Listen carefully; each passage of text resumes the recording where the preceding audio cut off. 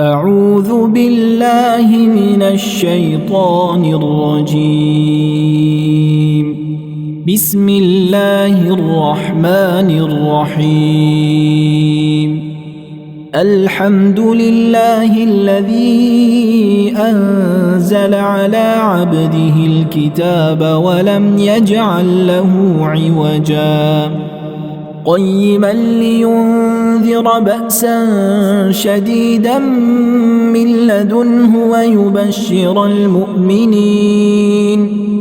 ويبشر المؤمنين الذين يعملون الصالحات أن لهم أجرا حسنا ماكثين فيه أبدا وينذر الذين قالوا اتخذ الله ولدا ما لهم به من علم ولا لآبائهم كبرت كلمة تخرج من أفواههم إن يقولون إلا كذبا فلعلك باخع نفسك على آثارهم إن لم يؤمنوا بهذا الحديث أسفا إنا جعلنا ما على الأرض زينة لها لنبلوهم أيهم أحسن عملا وإنا لجاعلون ما عليها صعيدا جرزا أم حسبت أن أصحاب الكهف والرقيم كانوا من آياتنا عجبا إذ أوى الفتية إلى الكهف فقالوا ربنا آتنا من لدنك رحمة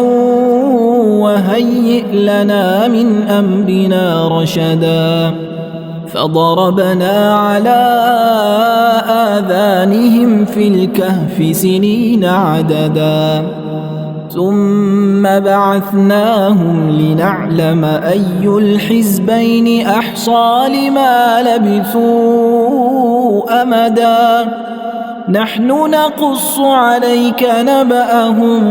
بالحق إنهم فتية آمنوا بربهم وزدناهم هدى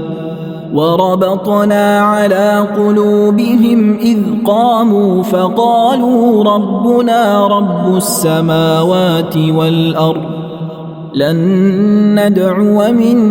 دونه إلها لقد قلنا إذا شططا هؤلاء قومنا اتخذوا من دونه آلهة لولا يأتون عليهم بسلطان بين فمن أظلم ممن افترى على الله كذبا وإذ اعتزلتموهم وما يعبدون إلا الله فأووا إلى الكهف ينشر لكم ربكم من رحمته ويهيئ لكم من أمركم مرفقا وترى الشمس إذا طلعت تزاور عن كهفهم ذات اليمين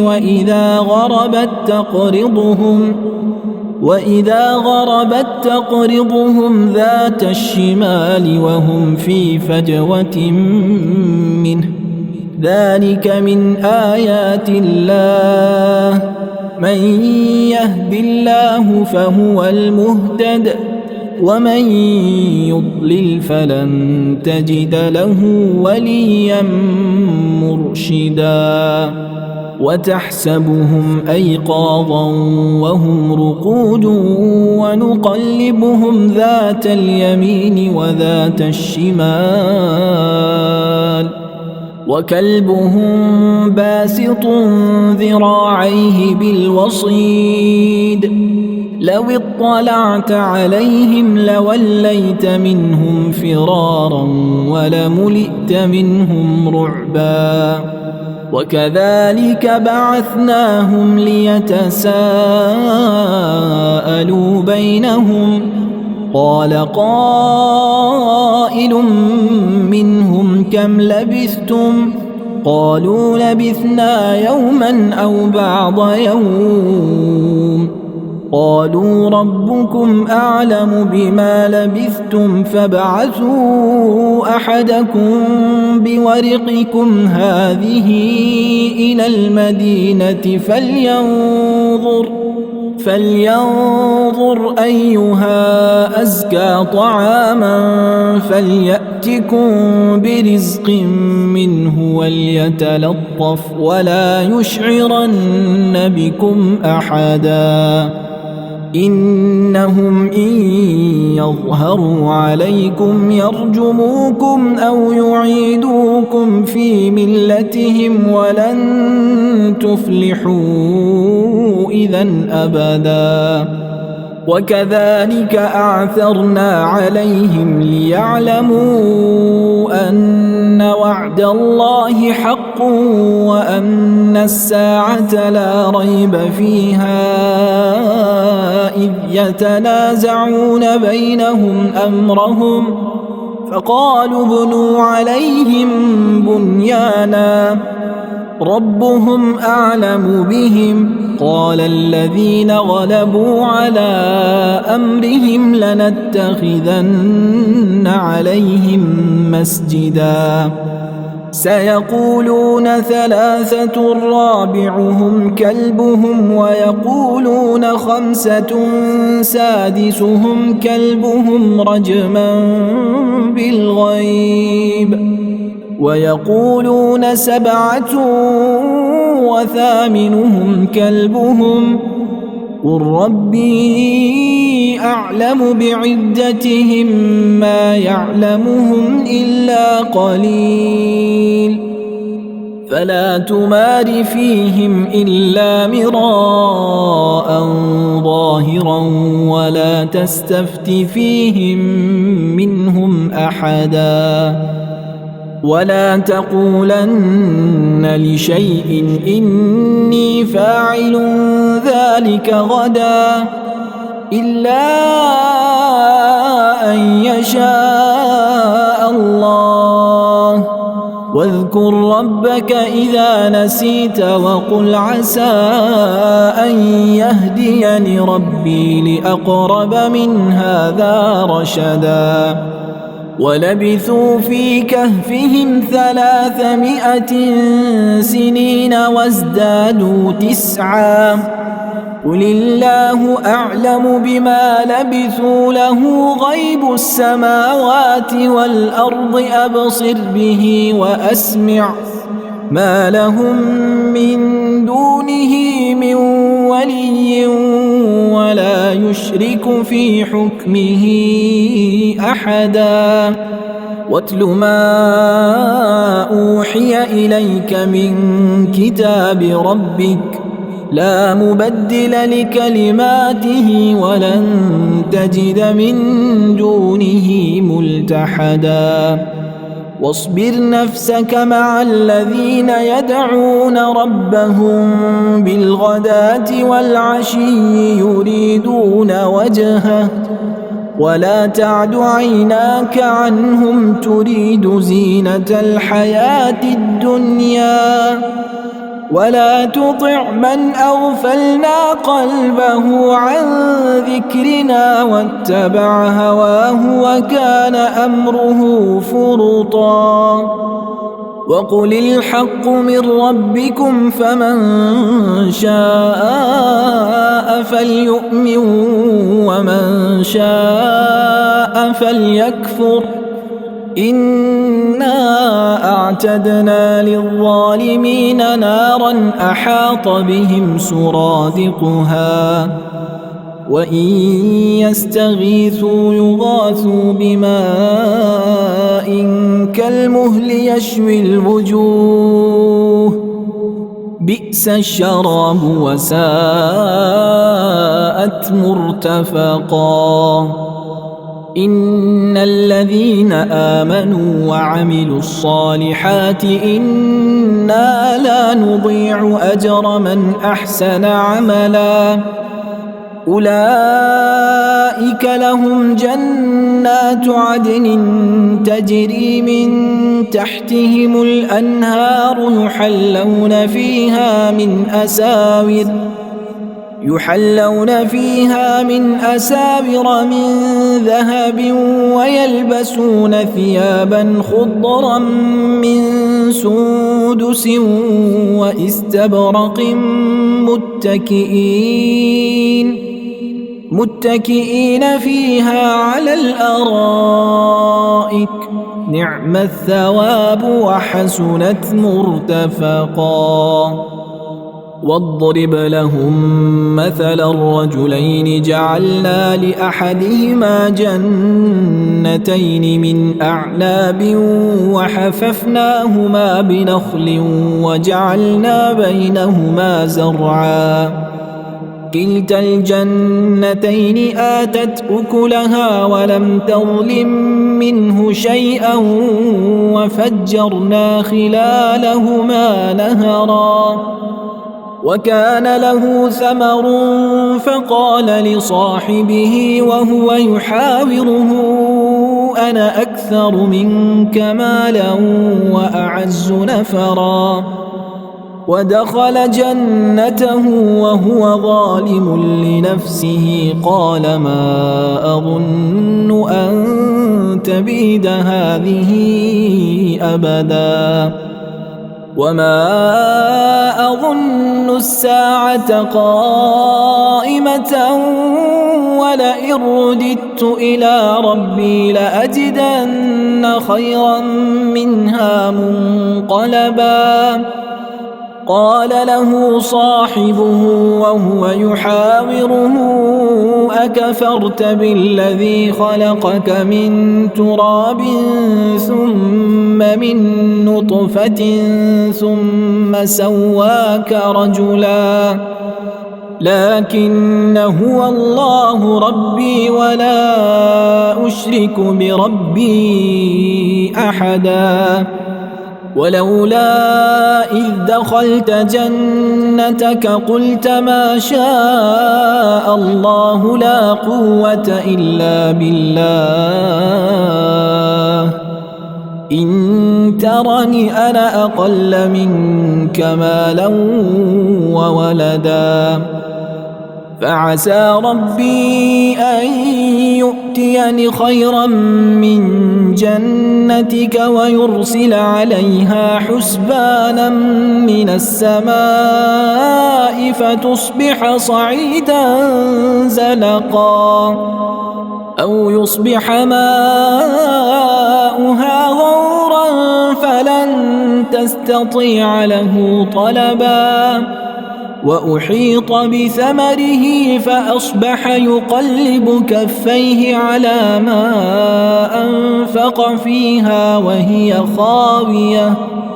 وهي خاوية على عروشها ويقول يا ليتني لم أشرك بربي أحدا ولم تكن له فئة ينصرونه من دون الله وما كان منتصرا هنالك الولاية لله الحق هو خير ثوابا وخير عقبا واضرب لهم مثل الحياة الدنيا كماء أنزلناه من السماء فاختلط به نبات الأرض فأصبح هشيما تذروه الرياح وكان الله على كل شيء مقتدرا المال والبنون زينة الحياة الدنيا والباقيات الصالحات خير عند ربك ثوابا وخير أملا ويوم نسير الجبال وترى الأرض بارزة وحشرناهم فلم نغادر منهم أحدا وعرضوا على ربك صفا لقد جئتمونا كما خلقناكم أول مرة بل زعمتم أن لن نجعل لكم موعدا ووضع الكتاب فترى المجرمين مشفقين مما فيه ويقولون يا ويلتنا ما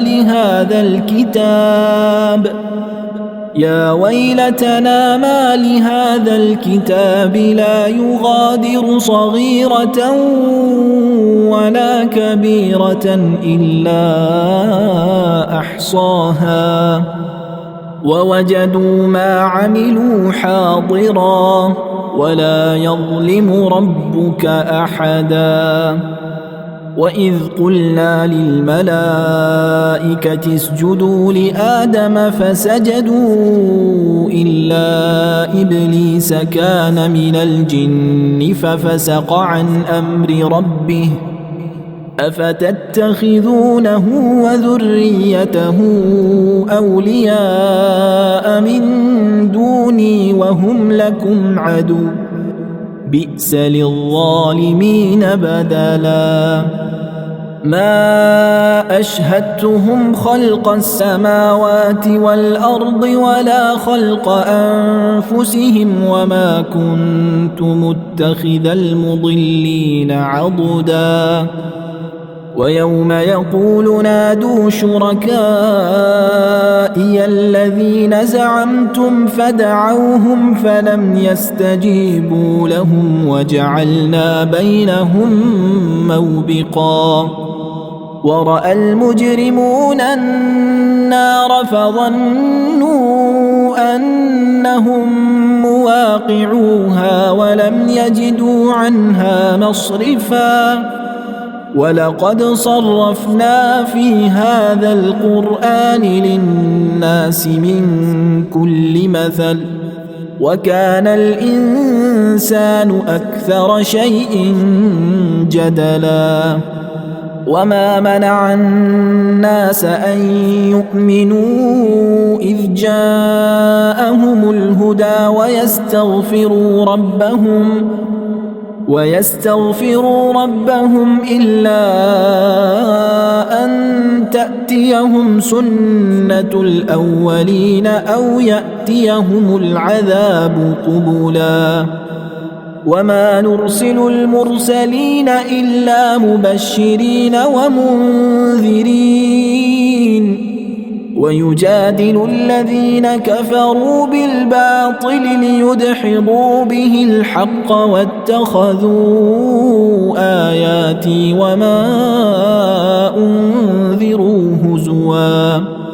ومن أظلم ممن ذكر بآيات ربه فأعرض عنها ونسي ما قدمت يداه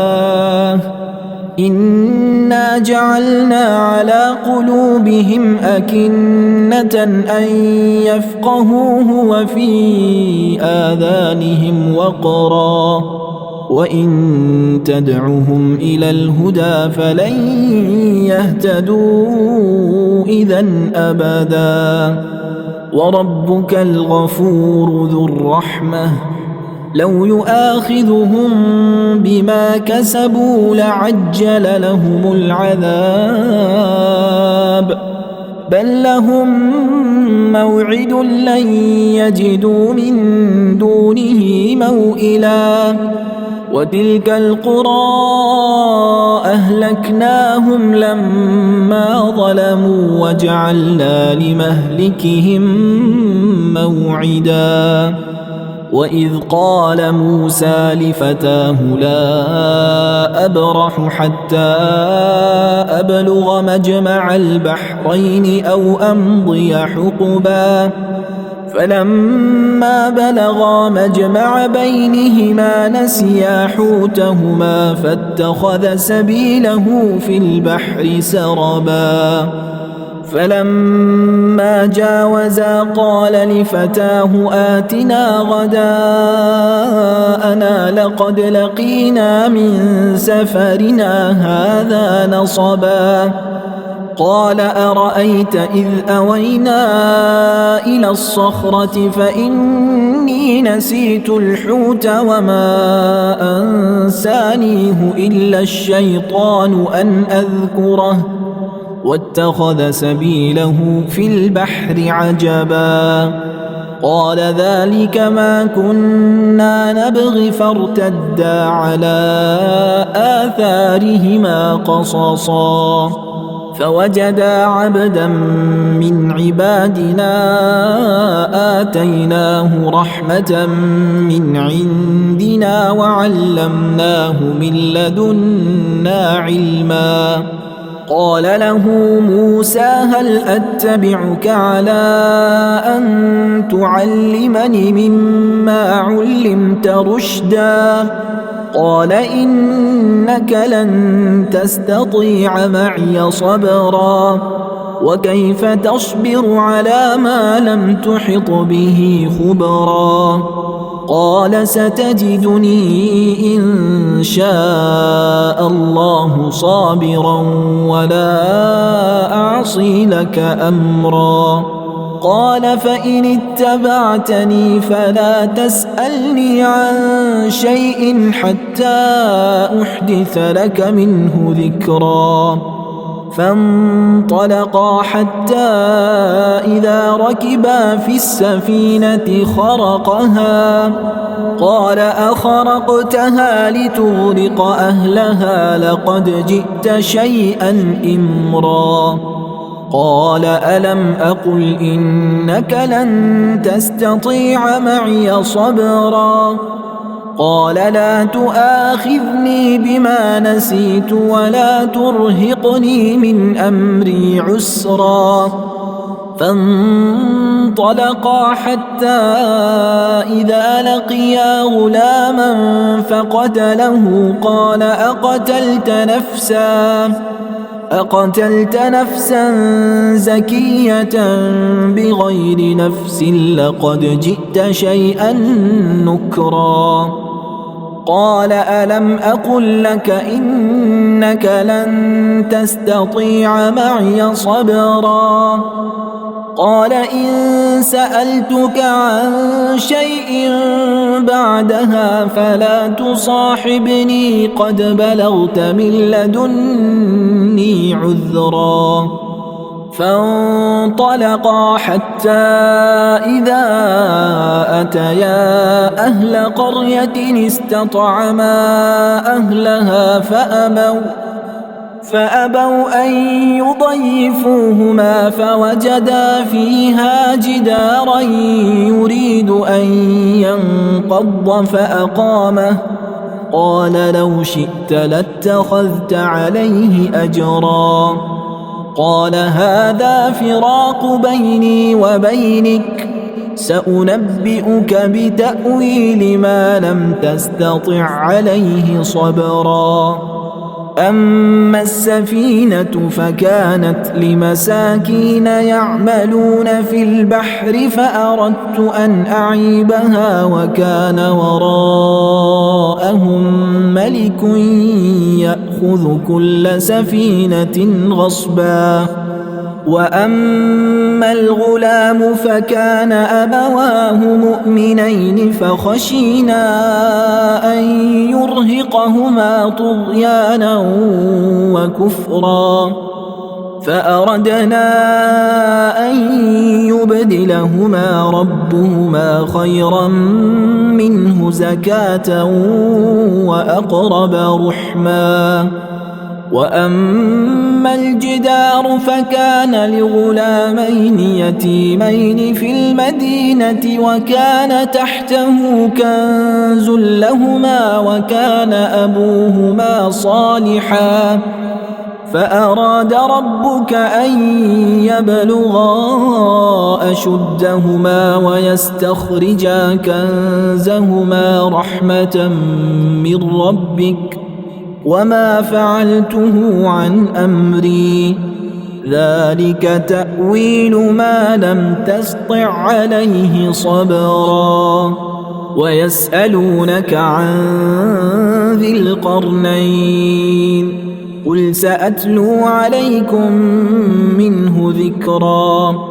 إنا مكنا له في الأرض وآتيناه من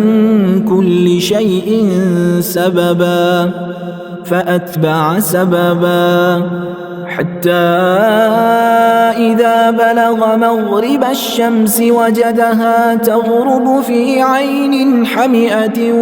ووجد عندها قوما قلنا يا ذا القرنين إما أن تعذب وإما أن تتخذ فيهم حسنا قال أما من ظلم فسوف نعذبه ثم يرد إلى ربه فيعذبه عذابا نكرا وأما من آمن وعمل صالحا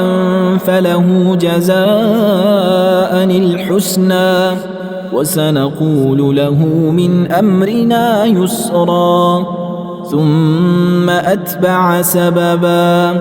حتى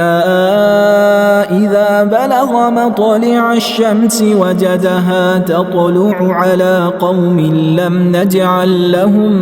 من دونها سترا كذلك وقد أحطنا بما لديه خبرا ثم أتبع سببا حتى إذا بلغ بين السدين وجد من دونهما قوما لا يكادون يفقهون قولا قالوا يا ذا القرنين إن يأجوج ومأجوج مفسدون في الأرض فهل نجعل لك خرجا على أن تجعل بيننا وبينهم سدا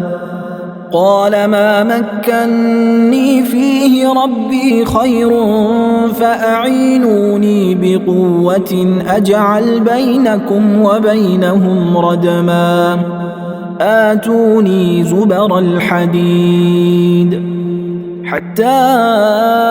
إذا ساوى بين الصدفين قال انفخوا حتى إذا جعله نارا قال آتوني أفرغ عليه قطرا فما استطاعوا أن يظهروه وما استطاعوا له نقبا قال هذا رحمة من ربي فإذا جاء وعد ربي جعله دكا وكان وعد ربي حقا وتركنا بعضهم يومئذ يموج في بعض ونفخ في الصور فجمعناهم جمعا وعرضنا جهنم يومئذ للكافرين عرضا الذين كانت أعينهم في غطاء عن ذكري وكانوا لا يستطيعون سمعا أفحسب الذين كفروا أن يتخذوا عبادي من دوني أولياء إنا أعتدنا جهنم للكافرين نزلا قل هل ننبئكم بالأخسرين أعمالا الذين ضل سعيهم في الحياة الدنيا وهم يحسبون أنهم يحسنون صنعا أولئك الذين كفروا بآيات ربهم ولقائه فحبطت أعمالهم فلا نقيم لهم يوم القيامة وزنا ذلك جزاؤهم جهنم بما كفروا واتخذوا آياتي ورسلي هزوا إن الذين آمنوا وعملوا الصالحات كانت لهم جنات الفردوس نزلا خالدين فيها لا يبغون عنها حولا قل لو كان البحر مدادا لكلمات ربي لنفد البحر قبل أن تنفد كلمات ربي ولو جئنا بمثله مددا قل إنما أنا بشر مثلكم يوحى إلي أنما إلهكم إله واحد فمن كان يرجو لقاء ربه فليعمل عملا صالحا ولا يشرك بعبادة ربه أحدا